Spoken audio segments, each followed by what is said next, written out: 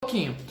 Boa noite, bom dia, boa tarde para todas as pessoas que estão vendo, que verão este vídeo. Para aqueles que não sabem, eu sou o Grilo Falante, se preferir Nicolas Catalani Zamboni Kikabus, e hoje estou aqui no Facebook e também no Instagram, né, para a nossa live da semana. E aí, deixa eu ver, sim, para aqueles que não sabem, isso é uma live feita no Facebook e no Instagram, no caso Facebook e Instagram, né?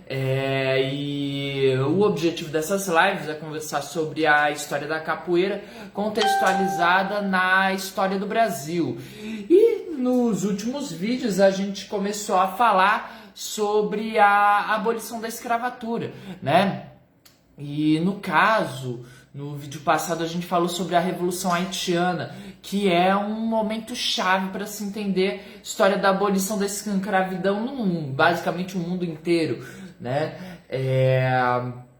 Que a Revolução Haitiana foi uma das poucas revoluções que o mundo de fato já passou, né? E no caso a Revolução Haitiana foi a revolta dos negros escravizados que matou todo mundo que era branco no Haiti, todos aqueles que não fugiram, e declarou a independência do Haiti, né? E que tem ecos aí no mundo todo, inclusive no Brasil, né?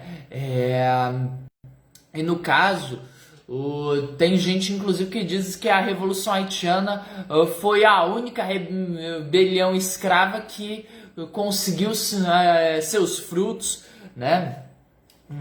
Ainda que as rebeliões escravas do Brasil não tenham chegado ao objetivo que queriam, que muitas delas era matar todos os brancos e instituir uma monarquia africana no Brasil, né? E os brancos que não fossem mortos fossem escravizados, que na minha opinião nada mais justo, venhamos e convenhamos, né? No final das contas, que é o objetivo das próximas lives, elas tiveram sim, de certa forma, um sucesso, né? Não uma específica, mas o conjunto geral delas teve algum sucesso. Porque afinal de contas, se não fosse elas, não teria a abolição da escravatura, né? E isso é, no final das contas, o objetivo do vídeo passado, desse vídeo, de todos os próximos vídeos, até chegarmos na abolição da escravatura, né? Que eu não tenho ideia de quantos vídeos a gente vai levar para fazer. Mas, enfim...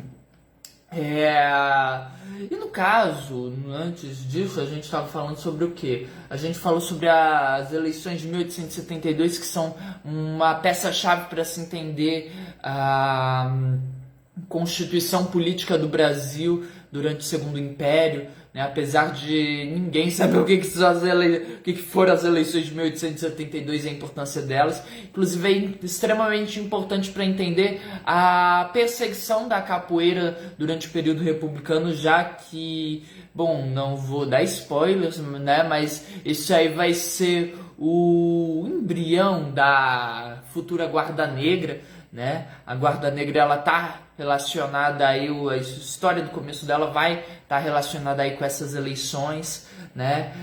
Enfim, essas eleições próprias, por sua vez, estão ligadas aí ligada aí à Guerra do Paraguai. Depois de ter falado dessas eleições, a gente falou sobre alguns personagens, né? Quer dizer, a gente falou do Duque Estrada Teixeira, que era um cara extraordinário, apesar de ser um político rico, conservador, né?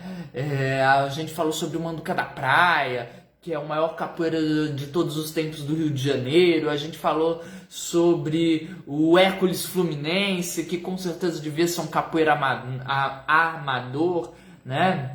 Enfim, acho que a gente falou de mais alguém, mas eu não tô lembrando. E falamos da Revolta do Vintém, né? Que é uma revolta extremamente importante quando a gente fala da história da participação popular na política brasileira. E o vídeo de hoje é mais um desses momentos que a gente vai falar sobre a carta dos presos da Casa de Correção.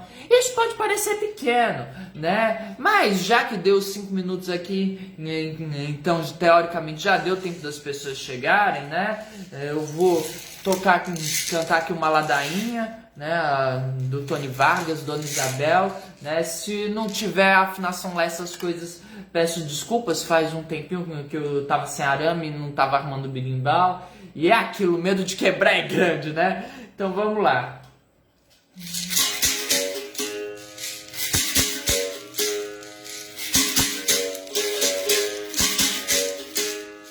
Dona Isabel, que história é essa? Dona Isabel, que história é essa? Oi, ai, ai, de ter feito a abolição, de ser princesa boazinha, que libertou a escravidão. Eu tô cansado de conversa, eu tô cansado de ilusão.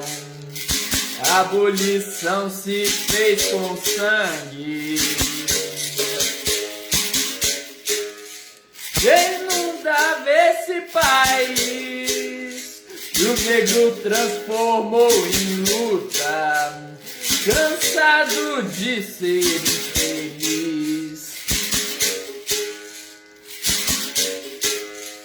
A abolição se fez bem antes, e ainda por se fazer agora, e é com a verdade da favela, não com a mentira da escola. Dona Isabel, chegou a hora de se acabar com essa maldade, de se ensinar aos nossos filhos o quanto custa a liberdade. E foi Zumbi, nosso rei negro, que fez herói lá em Palmares. Viva a cultura desse povo, a liberdade verdadeira, que já corria nos quilombos e já jogava capoeira. Yeah, viva Zumbi! Yeah, viva Zumbi, camarada! Yeah! Né, gente? Por que é que eu tô cantando essa música? Porque eu não sei vocês, mas na escola eu aprendi que a Princesa Isabel, a coitada da Princesa Isabel, foi enganada pelos abolicionistas, ou seja, os abolicionistas, além de tudo, são os vilões da história, para assinar a abolição da escravatura, né? Não sei o que vocês aprenderam, eu aprendi isso. E isso, na verdade, faz parte de um problema gigantesco, né? Que é o problema, inclusive, que essa música tá contando, né? Essa música maravilhosa que eu adoro do Tony Vargas, né?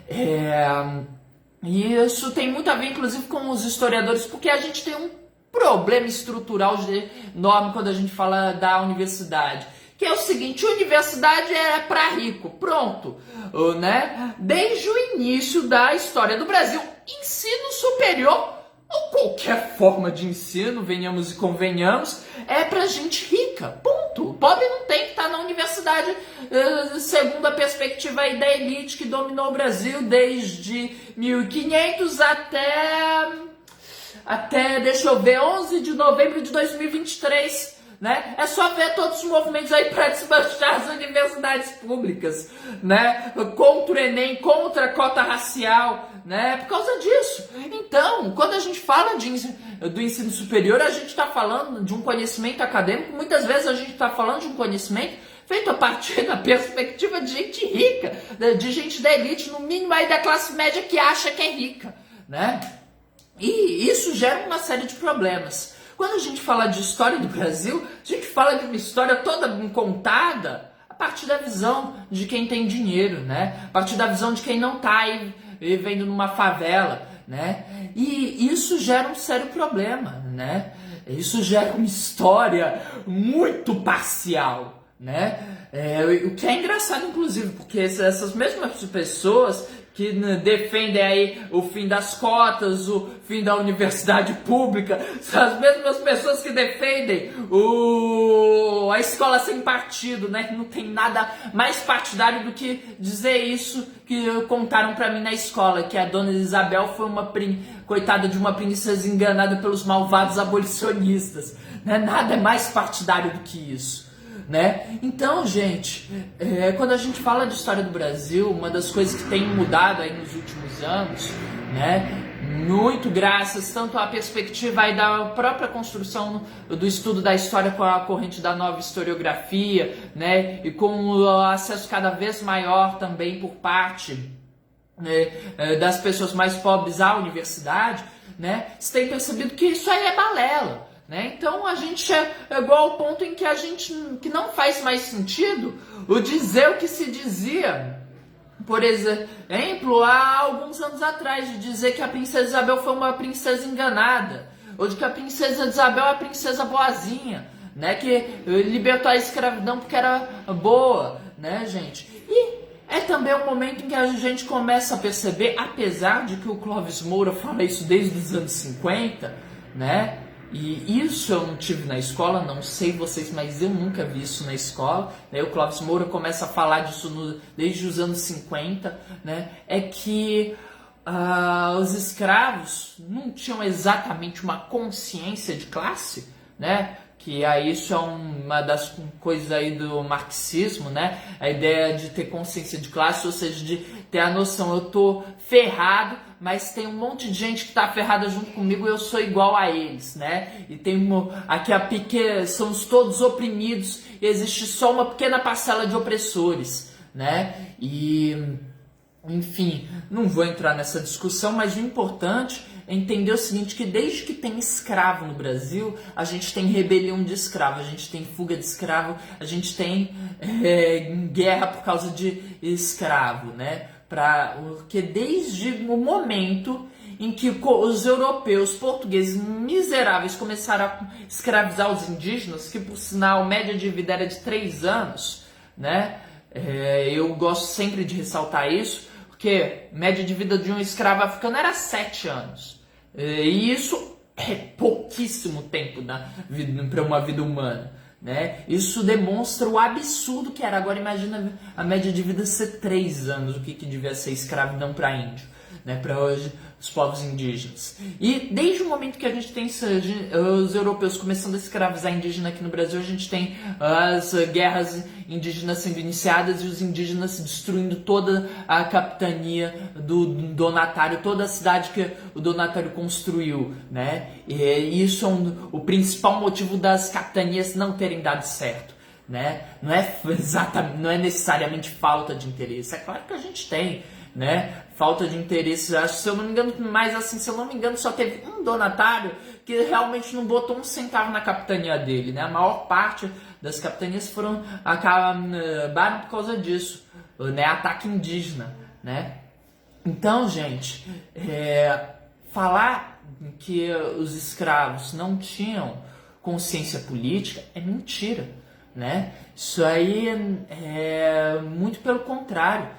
Né? Fato é fato que os escravos, que as pessoas escravizadas, quando se rebelavam e iam matando todo mundo que era branco no Brasil, né? Nas grandes rebeliões que aconteceram, muitas vezes elas não tinham de fato um programa político, né? Mas o objetivo deles era, claro, era acabar com a escravidão, pelo menos para eles, né? Para os brancos, para os pardos que escravizavam eles, podia manter a escravidão, né? Tá mais justo, há de convir comigo. Então, assim, gente, porque a política também, e aí isso é uma coisa importante para se entender no vídeo de hoje, né? Política é muito mais do que aquilo que acontece lá longe, em Brasília, né? Entre as pessoas que vivem disso, ganhando dos salários exorbitantes, né? Para passar a maior parte do tempo de férias e de recesso, né? Política é muito mais do que isso. Política é uma ideia grega, né?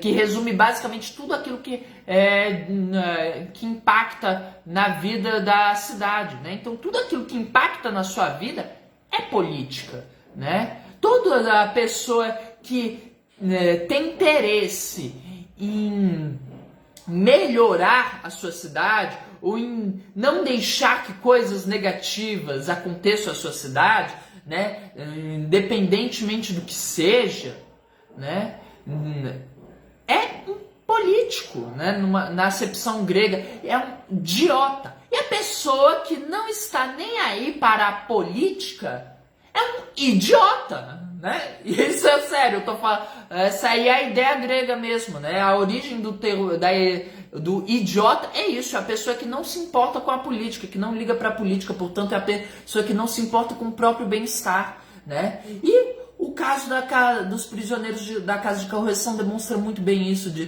que se tinha sim consciência política. Né? Então, gente, para vocês entenderem, a Casa de Correção teve as obras iniciadas em 1834 e vai ser oficialmente inaugurada em 1850. A ideia era ser um presídio direcionado para os livres. Né? E aí, em 1837, o calabouço, que era a prisão dos escravos, vai ser transferida para a Casa de Correção. Até aí tudo bem, beleza. Na época, né, isso era o mais moderno que havia, então a casa de correção tinha trabalho forçado, né? Então durante o dia o povo passava trabalhando em oficinas de metalurgia, carpintaria, outras coisas, né? Durante esse período aí de 34 a 50 também vai ter um monte de gente sendo destinada à própria construção da casa de correção, né? E no plano original, pelo menos, tinha 200 celas individuais para eles passarem a noite presos, né? Até aí tudo bem, né? Só que tem um detalhe, né?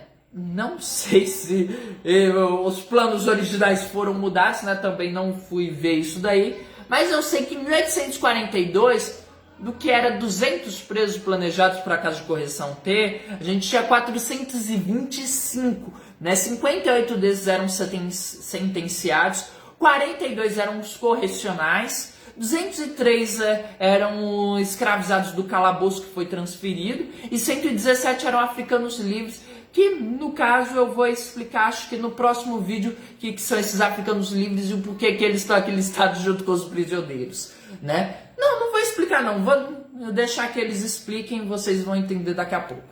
Né? Os correcionais, né, eram o que? Eram os presos por contravenções que não estavam presentes no Código Penal, que é uma maravilha, né? Os policiais, esse tempo que era bom, porque os policiais, veja bem, eles não se contentavam apenas em cumprir o dever deles, muito pelo contrário, eles se importavam muito com a sua cidade. Então eles inclusive faziam coisas para além do dever deles, tipo prender gente que não estava cometendo crime nenhum, né, segundo o Código Penal. Então essa era uma gente muito esforçada, é por isso que o Brasil não vai pra frente, né? Tinha que seguir esse exemplo aqui. Então eles, por exemplo, prendiam pessoas por capoeira. Capoeira nunca esteve no Código Penal do Brasil até 1890, né? Até 1890 a capoeira não estava no Código Penal do Brasil e estava sendo feito prisões por capoeira, né? Por conta desses policiais aí muito esforçados, né? Isso desde 1780 e qualquer coisa, né? Então, gente, os capoeiras, eles com certeza já estavam aqui no meio dos prisioneiros que vão enviar essa carta, né? E bom, o que acontece? Agora, por que, né, de tanto preso? Aconteceu o seguinte, a prisão do Arsenal da Marinha, da Ilha das Cobras, sobre a qual eu já falei aqui no vídeo, né, com o tempo ela vai se tornar um refúgio para os escravos que estavam fugindo dos senhores deles, né? E vai permitir quase que a livre circulação dos prisioneiros, né? Tanto pela ilha quanto fora da ilha, né? Quer dizer, eu já falei disso daí já num vídeo sobre as revoltas do Arsenal da Marinha, eu acho que deve ser mais ou menos esse o nome, né? Que o povo tinha uma pena específica, né? Que eu não vou lembrar agora, mas que aí as pessoas saíam da cidade para ir trabalhar, né? Todo mundo acorrentado. E aí os soldados saíam para um outro lugar, né? Beber, conversar, né? E aí os prisioneiros ficavam lá curtindo a vida como se estivessem livres. É uma maravilha, né? E aí Inclusive tinha muita gente que fugia aproveitando disso, né? Tinha gente que conseguia limar as correntes, né? Tinha inclusive o Arsenal da Marinha era uma prisão tão maravilhosa, né? Era a prisão dos sonhos, que o povo conseguia inclusive fugir para o outro lado do Atlântico, né? Então assim, era uma prisão maravilhosa, né? Então o que vai acontecer? O Eusébio de Queiroz, no cargo de chefe da polícia, vai começar a transferir os prisioneiros do Arsenal da Marinha para a casa de correção, né? E aí, bom, em 23 de setembro de 1840, né, a gente vai tentar o golpe da maioridade, que foi o quê? O Brasil estava um caos nessa época. Dom Pedro I tinha saído do Brasil, expulso, né, e foi assumir a coroa lá em Portugal como Dom Pedro IV, né, assim que conseguisse derrotar o irmão, o Dom Manuel, numa briga fugiu aqui a palavra, como é que fala, mas é um fraticida ou fratricida, né? O irmão dele, enfim. E aí o Brasil vai começar a ser governado por regentes e isso aí vai acabar gerando um problema enorme, né? Que tem tudo aí já falando, né? Da cabanagem, farroupilha, bailaiada, sabe nada, enfim, todas revoltas que vão estar se aproveitando aí desse momento e que inclusive muitas delas a gente tem participação de escravos, né? Não porque os escravos eram um bando de gente alienada que só estavam indo lá porque o senhor mandou, né? Muito pelo contrário, estavam indo lá porque sabiam que indo numa dessas, participando dessas rebeliões, né? Dessas tentativas de separar o Brasil, quem sabe talvez eles conseguissem acabar com a abolição, né? Porque mais que isso, se eles não participassem, aí é que não ia ter abolição, né? Então isso foi uma estratégia adotada por alguns para tentar acabar com a escravidão, tanto que muitas delas, né, como a Revolução Farroupilha, esqueci a que eu estava aqui na minha cabeça agora, vai ter a cabanagem, né? Enfim, a gente vai ter elas fracassando, né? Não a Farroupilha especificamente, mas rebeliões como a da cabanagem vai ter fracassando por desunião dos líderes, porque alguns queriam abolir a escravatura e os outros não, né? Isso tem justamente muito a ver com a entrada de escravos, né, nessas rebeliões, porque senão nem ia se entrar em questão isso, né?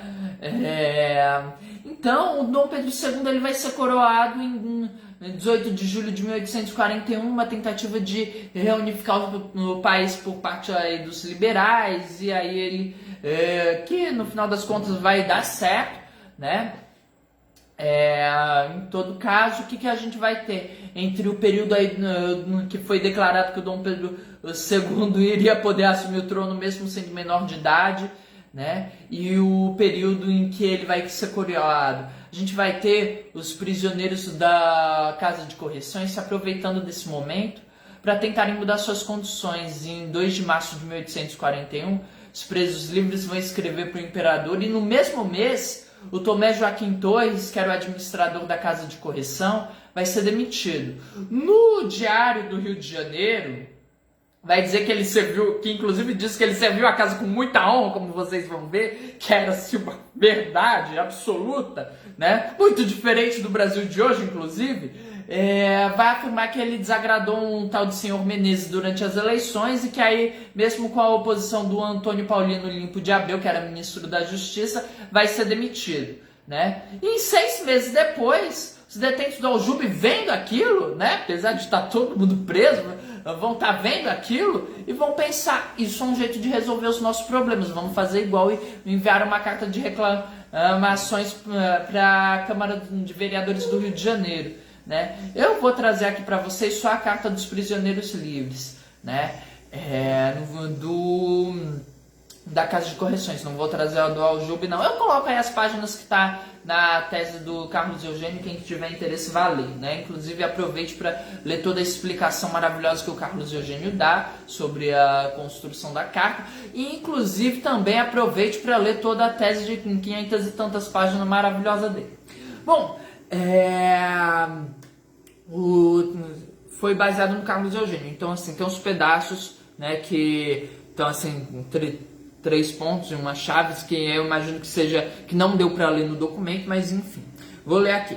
Ao régio trono de vossa majestade imperial, humildemente se prostram os presos sentenciados existentes nos trabalhos da casa de correção, rogando a vossa majestade, com todo respeito, se digne atender e ouvir com ouvidos de compaixão as súplicas destes desgraçados, alguma coisa a peito. A representação que estes míseros vêm trazer ao alto conhecimento de vossa majestade, como pai que é de seus súditos, representação essa, imperial senhor, que estes desgraçados já há muito tempo intentam levar ao augusto trono de vossa majestade imperial, porém, por não terem uma que a tomasse a seu cargo, motivo este que os tem demorado, a qual seguisse. Imperial senhor, os míseros e desgraçados julgavam que estas obras da correção pertenciam à vossa majestade imperial e à nação, como é o arsenal e outras obras públicas. Porém, enquanto se enganam estes míseros pelas imensas diferenças que há entre estas e outras, pois existem 2 tabelas, ou seja, vestuários, muito desiguais uma da outra. Segue-se o exemplo no arsenal da Marinha, a prisão maravilhosa. A tabela manda dar a cada um preso sentenciado uma calça, uma camisa de brim por 3 meses, uma jaqueta de baita, não sei como é que fala, um cobertor por ano. E, na casa de correção, dar uma calça e uma camisa de algodãozinho do mais pobre que há para os mesmos 3 meses tão somente. De maneira, imperial senhor, que essa roupa, por muito poupada que seja, não atura mais do que 1 mês pela péssima qualidade. No arsenal de marinha, dá-se o pão e o café para o almoço. Em casa de correção, dá-se um pedaço de carne seca, 1/10 de farinha roubada, podre e de péssima qualidade. Enfim, imperial senhor, respeito à comida é uma desgraça e considere vossa majestade imperial pouco mais ou menos isso. O fornecedor que dá o mantimento é conhecido do administrador e confiado de que o mantimento há de ser aceito em virtude do parentesco que arremata, tudo quanto é desprezado de todos para mandar a casa de correção. E, no entanto, a nação paga como bom, muito diferente do Brasil atual. Já não aconteceria isso se o fornecedor fosse um estranho, pois de certo que o administrador havia de mandar de voltar o mantimento logo que visse que não estava capaz para criaturas humanas comerem. Aliás, usa-se, imperial senhor, de um sofisma quando o administrador desconfia que vossa excelência, o senhor ministro da justiça ou qualquer autoridade se presta a visitar este presídio. Nestes dias aparece boa carne, boa farinha, bom feijão, enfim, tudo de bom parece que está guardado de propósito. E também nestes dias aparece um resto de verduras, quando deveria ser todos os dias havendo uma horta como há. E mal que essa autoridade volta as costas, acabou-se tudo. Torna-se ao mesmo estado de miséria. Tem também o administrador regalias quando tem alguma visita. Mostra o refeitório as horas de comida da parte de fora, qualquer coisa aí que não tem, senhor. Quem vê o grande aparato de pratos, tigelas, julgam que a comida é boa, porém é um engano da vista. Quantas lágrimas derramam os desgraçados nasquelas mesas? Entram ao meio-dia esbaforidos do trabalho, assentam-se na mesa a fim de saciarem suas fomes. Porém, imperial senhor, qual é a mágoa e dor daqueles míseros quando descobrem as tigelas e veem a porção de veneno que dentro existe? De repente se mortificam abatidos e cai-lhes o coração no pé e as lágrimas lhe correm, em considerarem que não tem outra coisa para comerem e que por qualquer coisa há de obrigarem a natureza a fim de tragar semelhante veneno para poderem resistir ao trabalho. E ainda que algum desgraçado tenha um vintém como comer ou comprar, que até é proibido chegar em quitandeiros ao meio-dia na porta do refeitório. E quando chegam são corridos a vergalhos e não se indagam se são forros ou cativos. Enfim, imperial senhor, neste presídio calca-se aos pés a humanidade e não se tem senão a barbaridade, despótico poder. Se bem, imperial senhor, que as autoridades sabem porque o administrador, ou não sabem porque tem um vazio aqui, porque o administrador até tem ardis de enganar as autoridades, dizendo que aos presos nada lhes falta. Tem roupa e almoço cheia a botar fora. É verdade que alguma coisa que também não tem, ele se bota fora.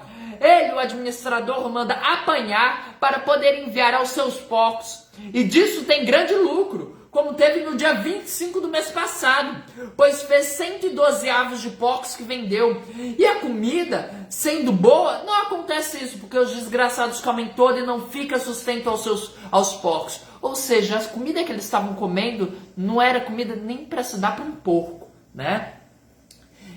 Altíssimo e ilustríssimo Senhor, a não ser a reta justiça de Vossa Majestade Imperial, estes desgraçados ficam sucumbidos a tantas barbaridades, onde já se viu um preso ir dar parte de doente e mandar-se pôr numa roda de pau. O que é roda de pau? Significa tanto surra, né, quanto é um suplício medieval e bem específico, em que se amarrava a pessoa numa espécie assim de cruz em X, né, quebrava os membros da pessoa com uma barra de ferro e aí deixava a pessoa ficar rodando numa roda de água até ela morrer, né? Não sei qual dos dois aqui, se é a surra ou se é a roda de pau medieval que foi usada, né? Imagino que o Carlos Eugênio também não sabe porque ele colocou esses dois significados aí. Deixe então a cargo da sua imaginação, né? Como aconteceu a um preso que, estando com erisipela, não tenho ideia do que é isso, mas é uma doença, em um pé, queixou-se ao sargento do destacamento. Este conduziu à presença do administrador por conhecer legitimamente se o preso não podia trabalhar. Porém, qual foi o espanto do administrador sem atender à humanidade? Nem a presença do comandante do destacamento, Manuel da Silva Santos, segundo sargento da 5ª Companhia do Corpo Municipal Permanente, mandou imediatamente dar uma roda de pau no preso até cair nos pés do sargento ali. Isso, imperial senhor, só Vossa Majestade Imperial poderá talhar semelhante despotismo. Estes desgraçados vivem há mais de 5 anos suportando o mais abominável despotismo do mundo, até que por fim houve quem viesse trazer ao autoconhecimento de um jovem monarca constitucional e justiceiro, graça esta que os desgraçados aspiram na sábia e reta justiça de Vossa Majestade Imperial, alívio para tantos e desmedidos males. Não sendo preciso que Vossa Majestade mande que o administrador informe símile representação, pois de certo que ele dará a conformação ao seu belo prazer e criará um abismo na casa de correção.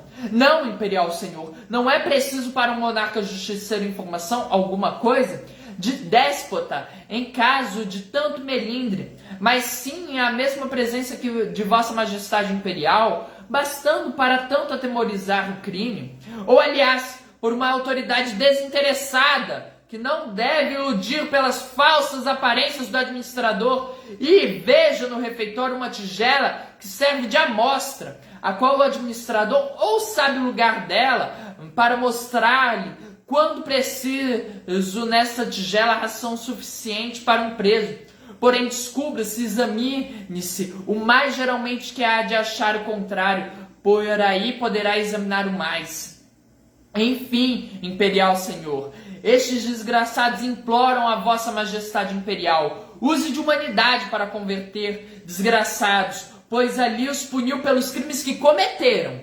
E, se os seus crimes fossem de morte, ali os punia, e não cedia ao administrador para os matar. E bem claro está, o administrador é português, os mestres e feitores são portugueses, a rivalidade está muito inveterada entre portugueses e brasileiros. E por força há de haver barbaridade.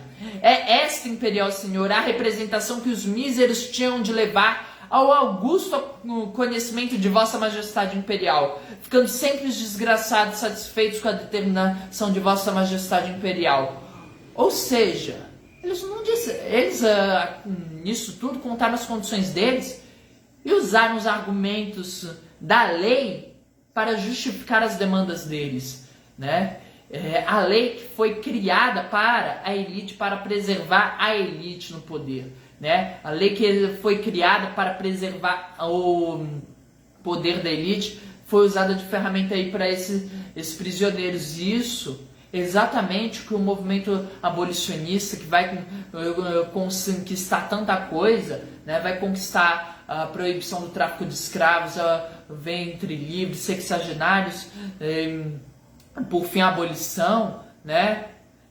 De fato, não é um movimento exclusivamente de uma elite decente do Brasil. Muito pelo contrário, que é isso que a gente vai conversar, né? Nos próximos vídeos. E aí ainda tem a Carta dos Africanos Livres, porque essa aqui foi só para os presos que tinham sido livres. Inclusive, há de ser dito o seguinte, né? O cara que foi preso na roda d'água era um prisioneiro livre, né? Não era um escravizado. E para um prisioneiro livre sofrer uma pena física, precisava ser um prisioneiro sentenciado e dizer na sentença a punição que ele deveria merecer. Portanto, a pessoa que era livre não poderia ser castigada da maneira como foi ao bel prazer do administrador, né? Então, gente, independentemente do motivo do cara ter sido demitido, ele foi demitido, né? E aí a gente tinha a do Aljube. E por hoje é só. Próxima semana a gente continua. Eu acho que eu vou começar aí a falar das leis da abolição, né? As leis da abolição não, mas as leis abolicionistas que vão sendo implementadas, né? E quando eu falo da lei Eusébio de Queiroz, a gente fala aqui sobre os africanos livres e trago essa carta para vocês verem o que era o africano livre, né? Que de livre não tinha nada. Então, gente, por hoje é só. Até a próxima semana, né? Esse vídeo vai estar no meu canal do YouTube Papo com Grilo aí dentro de uns 15 minutos. Agradeço a todo mundo que curte, compartilhar, comentar, e ignorem aí o rabo do gato, né? Acredito que por hoje seja só, e agradeço a todo mundo que não é inscrito, sim, se inscrever. E, enfim,